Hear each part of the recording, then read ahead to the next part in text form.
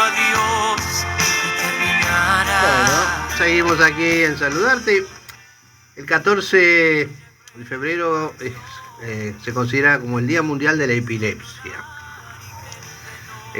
Vamos a charlar sobre este tema, es un tema muy delicado, muy interesante, muy fuerte. Estamos en contacto con la doctora María Vacarezza, que ella es médica neuropediatra y trabaja en el Hospital Italiano de Buenos Aires.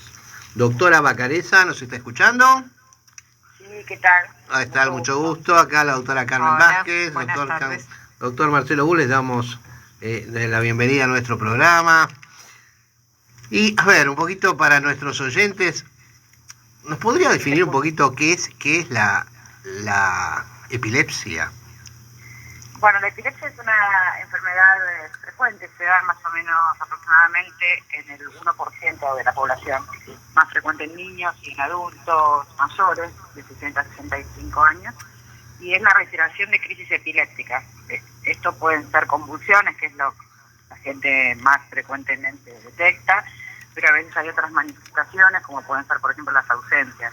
Las ausencias, correcto. Las ausencias forman parte de la epilepsia, entonces. Claro, según en qué parte del cerebro ocurra esta descarga, porque la epilepsia es la manifestación de una descarga anormal del cerebro. Ajá. Según la localización, la zona del cerebro que descargue, la manifestación es diferente. Puede ser motora, con un movimiento, puede ser una ausencia, o puede ser la clásica convulsión en la cual el paciente se cae al piso y es más llamativa o más aparatosa, como decimos. Claro, correcto. ¿Y se sabe el origen, doctora, de por qué una persona tiene epilepsia? Y hay distintos orígenes. En los últimos años hubo muchas investigaciones con respecto al tema genético. ¿Sí? Hay algunas mutaciones genéticas que tienen que ver con causas comunes de epilepsia. ¿Sí? Eso serán aproximadamente el 40-50% de los casos.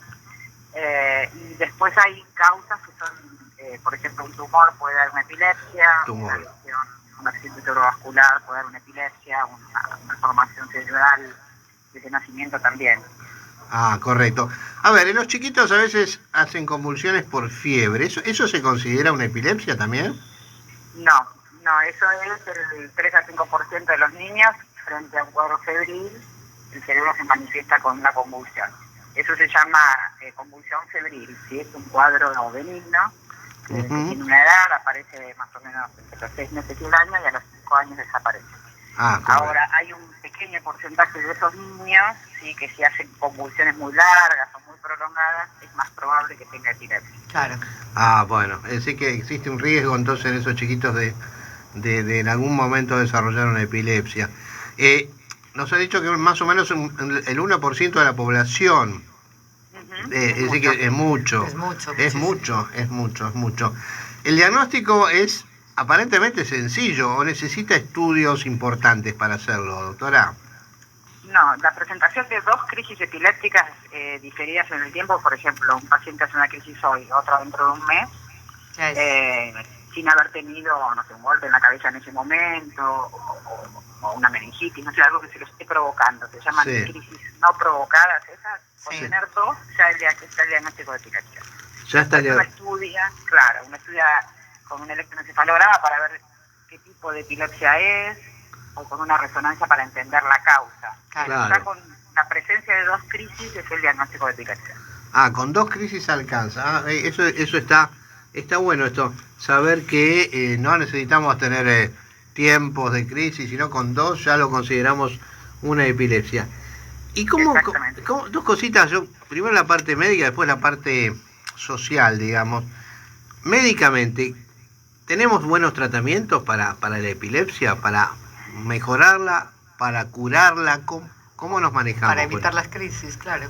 Bueno, la epilepsia se cura sola en realidad, o no se cura, depende de la variedad de epilepsia, la edad que aparece, digamos. Y en los niños, por ejemplo, una de las epilepsias más comunes es la epilepsia autolimitada, que aparece a determinada edad y desaparece a determinada edad. Ajá. Lo que uno hace con el tratamiento con los fármacos es evitar que mientras la epilepsia está presente el paciente tenga crisis. Claro. ¿Sí? Pero no es que el fármaco cura la crisis. Ajá. Eso por un lado. Que lo previene. Por otro lado, el 70% de los pacientes, 7 de cada 10, con un fármaco o con 2 fármacos a lo sumo, responden y no repiten más crisis. Y hay un 30% que se tornan un desafío y de más difícil tratamiento, que se llaman epilepsia refractaria. Ajá. Estos son los pacientes más complejos que requieren varios fármacos, que uno puede usar el cannabis. El cannabis, eso le iba a preguntar, ¿qué pasa con el cannabis? ¿Lo podemos usar en estos casos? ¿Tiene Bueno, se usa, resultado? claro, dentro de la epilepsia refractaria en ciertas epilepsias con cierto origen, no cualquier epilepsia está indicado.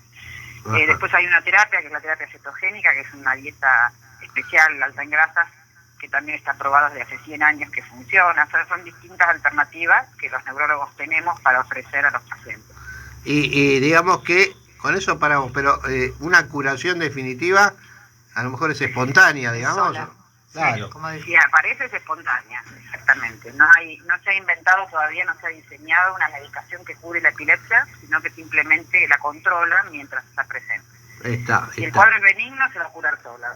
Y si tiene una lesión cerebral, por ejemplo, que condiciona la epilepsia, es menos probable que se cure, por ejemplo. Ah, está bien, está bien. ¿Usted sabe por qué es el día de la epilepsia, el 14? ¿Qué tiene que ver con la epilepsia ese día?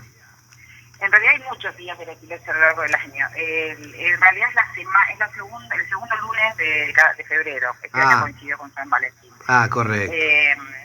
Lo que sí es el color violeta, que tiene que ver con el estado posterior que quedan los pacientes después de tener una crisis, sigue como un estado así de obnubilación, entonces como que todo se viera de color violeta, que eso es el 26 de marzo también, que es el día púrpura o Purple Day en inglés.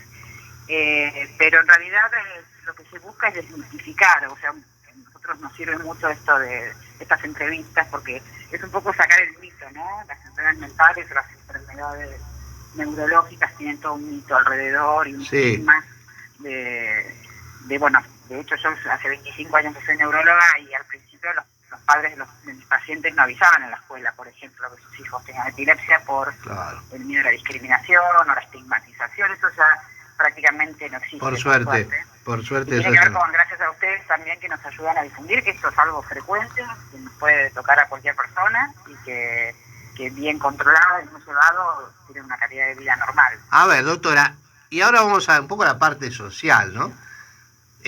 Supongamos, ¿no? Tenemos una persona que hace al lado nuestro una crisis epiléptica, ¿no? Y estamos con esa. ¿Qué medidas podemos tomar nosotros para ayudar a esa persona? Claro, eso es importante. Bueno, lo primero es colocar al paciente, en general si el paciente se cae al piso, que no lo tiene que asistir, hay que colocar al paciente de costado. Ajá. El único riesgo inmediato en los primeros minutos, 2 minutos, es que el paciente vomite, porque a veces como parte del cuadro pueda ir al pulmón, eso se llama aspiración y eso es muy peligroso. Claro. Entonces poner al paciente de costado, colocarle algo, si se sacude, colocarle algo abajo de la cabeza para que no se golpee, aflojar la ropa, y algo importante que a veces no se logra es mirar el reloj, o sea, mirar la hora, digamos, para ver cuánto dura el cuadro. Ajá. La mayoría de las convulsiones duran 1 a 3 minutos y frenan solas.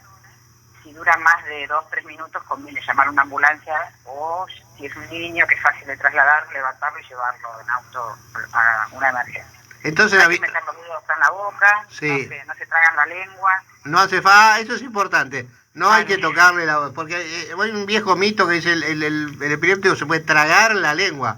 ¿Cómo puede ser eso? En realidad se pone rígida la laringe y los músculos de la boca, entonces lo que uno ve es que se ponen morados, pero porque les cuesta respirar por la convulsión. Claro. Pero en realidad si uno intenta abrir la boca le va a romper un diente, se va a lastimar uno y dificulta el ingreso de aire por la vía aérea, o sea que hay que dejarle la boca tranquila, ponerlo de costado y mirar el reloj. Nada más, claro. Si dura cierto tiempo, se prolonga en el tiempo, que son las menos, pero puede pasar, llevarlo a una guardia, porque ahí ya requiere una medicación endovenosa y eso uno no lo puede hacer. Claro, seguro que no. Entonces, básicamente, primero no asustarse, ¿no? Porque a veces el miedo de una persona que no es médica, es ponerle al paciente confortable, digamos, de costado, tal vez aflojarle, no sé, si tira el cinturón, ponerla de costado, dejarla tranquila, tomarle el tiempo, como usted bien dice, a ver cuánto dura, Y habitualmente estas convulsiones terminan solas entonces, ¿no? A los 3 minutos Claro, a lo en mejor el 90% sí, de los casos. el La gran paciente mayoría. ya está y puede, bueno, tal vez descansar un poco y ya volver a su vida normal. Seguramente esa persona ya lo sabe, ¿no? Se va a dormir después la convulsión, Se entra va a en un dormir. sueño muy profundo, pero hay que dejarlos que duerman. Correcto, Perfecto. correcto. ¿La persona que tiene la convulsión es consciente de lo que ha pasado? ¿O no lo Depende sabe? cómo inicia, claro. Si inicia en una zona específica del cerebro, el paciente puede tener lo que se llama un aura. ¿Sí? Un aura. Yo recuerdo una película de Darín, del aura se llamaba. El aura es como una sensación de que va a venir la convulsión. A veces la Claro. descarga está en el área visual, a veces es una visión. Si descarga en el área del cerebro de la audición, el paciente puede escuchar una voz, por ejemplo, antes de tener la crisis. Eso es lo único que va a sentir. Cuando el paciente cae al piso y hace la convulsión, ya no siente nada, está como si fuera en coma, digamos, Claro. está desconectado. Claro, es correcto, correcto. No sufre, digamos, que No esas son sufre. las cuestiones que a veces los papás de los pacientes los ven como ya que es muy feo ver una convulsión, Claro. pero el paciente no se entera.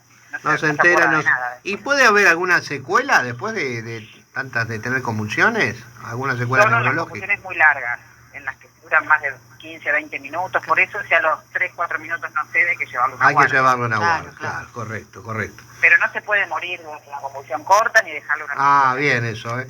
Eso es importante, que nadie puede morirse por una convulsión. Convulsión corta. Sí, salvo que la Convulsión convulsión se corta. prolongue minutos, horas, días, uno lo... Ah, en tal caso ya hay que el paciente morirse, pero internarlo. tiene que prolongarse Claro, para claro. asistir de forma adecuada. digamos, Correcto. ¿eh? Doctora María Bacareza, muchísimas gracias por su tiempo, ha sido muy clara. Gracias a ustedes. Y eso Clarísimo, sí. lo que nos importa es que la gente esté informada, ¿no? Sobre esto. Absolutamente. Y saber cómo actuar, claro. Y saber cómo actuar, porque bueno, si pasa eso en la calle, saber qué hacer con una persona con una crisis epiléptica. Claro. Eso es importante. Muchísimas gracias a ustedes por el espacio para explicar estas cosas. Gracias, doctora. Muchas Muchas gracias. gracias. Un gusto. Hasta luego. Ha sido un placer. Bueno, la doctora Bacareza, entonces, hablándonos de epilepsia, de lo que hay que hacer. Básicamente lo que nos importa es que la gente sepa qué tiene que hacer Exacto. Y cuando aparte- está con un paciente con una crisis. Y no pensar que se está muriendo, simplemente Claro, no sé. ayudarlo. Exacto, No estar exacto. tan asustado, claro. Sí, exacto. Bueno, muy bien.